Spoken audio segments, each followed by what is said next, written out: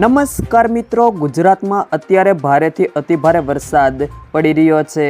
ત્યારે આગામી 3 દિવસ અતિભારે વરસાદ અને ઘણા વિસ્તારોમાં નદીઓમાં પૂર આવશે। સાથે આજે 15 જિલ્લામાં રેડ એલર્ટ પણ આપવામાં આવ્યું છે। તો આજે ક્યાં ક્યાં જિલ્લામાં અતિભારે વરસાદ પડશે આ તમામ માહિતી વિશે વાત કરીશું। વિડીયોમાં આગળ વધતા પહેલાં જો તમે અમારી ચેનલમાં નવા છો તો ચેનલને સબસ્ક્રાઈબ જરૂર કરજો, જેથી અમારા આવનારા તમામ વિડીયોની માહિતી તમારા સુધી મળતી રહે। તો ચાલો શરૂ કરીએ આજનો આ વિડીયો। ગુજરાતમાં આગામી દિવસોમાં વરસાદને લઈને 3 અલગ અલગ આગાહીઓ આપવામાં આવી છે। એક તરફ ભારતીય હવામાન વિભાગની અને આધુનિક મોડલના આધારે રાજ્યના અનેક જિલ્લાઓમાં આગામી 7 દિવસ સુધી ભારેથી અતિભારે વરસાદની સંભાવના વ્યક્ત કરી છે। બીજી તરફ જાણીતા હવામાન નિષ્ણાત અંબાલાલ પટેલે પણ આગામી 48 કલાકને અત્યંત ભારે અને દક્ષિણ ગુજરાત સહિત રાજ્યના અનેક વિસ્તારોમાં ધોધમાર વરસાદની શક્યતાઓ દર્શાવી છે।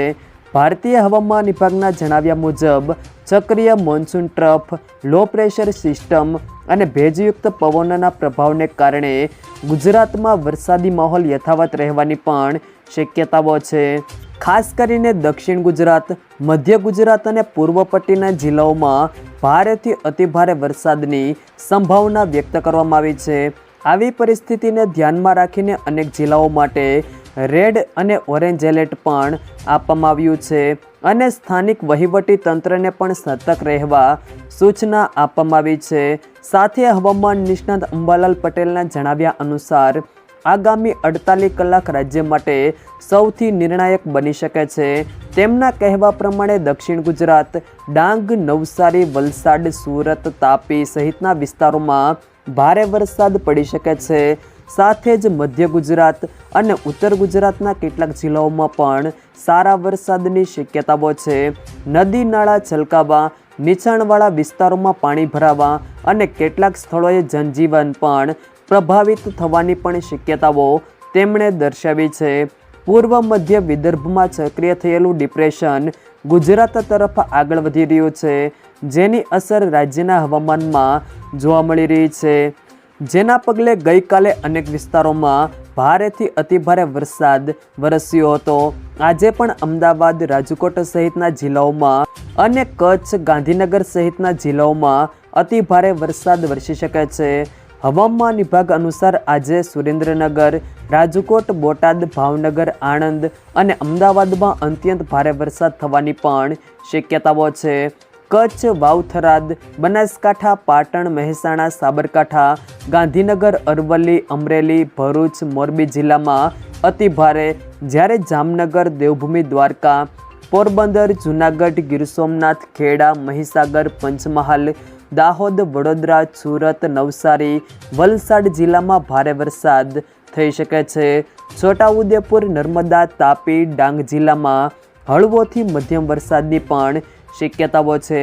બંગાળની ખાડીમાં સક્રિય થયેલી વરસાદી સિસ્ટમ મજબૂત બનીને ગુજરાત તરફ આગળ વધી રહી છે, જેના પગલે ઓગસ્ટની શરૂઆતમાં જ મેઘરાજા ફરીથી રાજ્યને ધમરોળવા સજ્જ થઈ ગયા છે। ખાસ કરીને સુરત શહેર માટે આવનારા 48 કલાક અત્યંત ભારે ગણી શકાય છે, જ્યાં ભારે વરસાદને પગલે જળતંડાવ જેવી સ્થિતિ પણ થઈ શકે છે। સુરત સહિત ગુજરાતભરના 19 જિલ્લાઓ એવા છે જ્યાં ભારેથી અતિભારે વરસાદ વરસી શકે છે।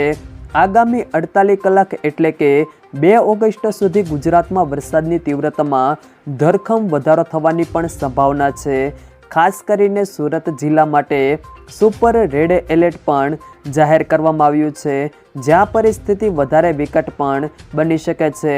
આ સિવાય દક્ષિણ ગુજરાતના ભરૂચ, અંકલેશ્વર, નવસારી, વલસાડ, વાપી, તાપી અને ડાંગ જેવા જિલ્લાઓમાં પણ ભારેથી અતિભારે વરસાદ પડી શકે છે। વધુમાં હવામાન નિષ્ણાતે જણાવ્યું કે આ વરસાદી સિસ્ટમ રાજપીપળા અને ડાંગ વચ્ચેથી ગુજરાતમાં પ્રવેશ કરીને સૌરાષ્ટ્ર અને કચ્છ ઉપર થઈને પાકિસ્તાનના સિંધ પ્રાંત તરફ આગળ વધી રહી છે, જેના પરિણામે ગુજરાતમાં સાર્વત્રિક વરસાદનો રાઉન્ડ શરૂ રહેશે। જો મિત્રો વિડીયો પસંદ આવ્યો હોય તો વિડીયોને લાઈક કરો, તમારા મિત્રો સાથે શેર કરો અને જો તમે અમારી ચેનલમાં નવા છો તો ચેનલને સબસ્ક્રાઈબ જરૂર કરજો, જેથી અમારા આવનારા તમામ વિડીયોની માહિતી તમારા સુધી મળતી રહે।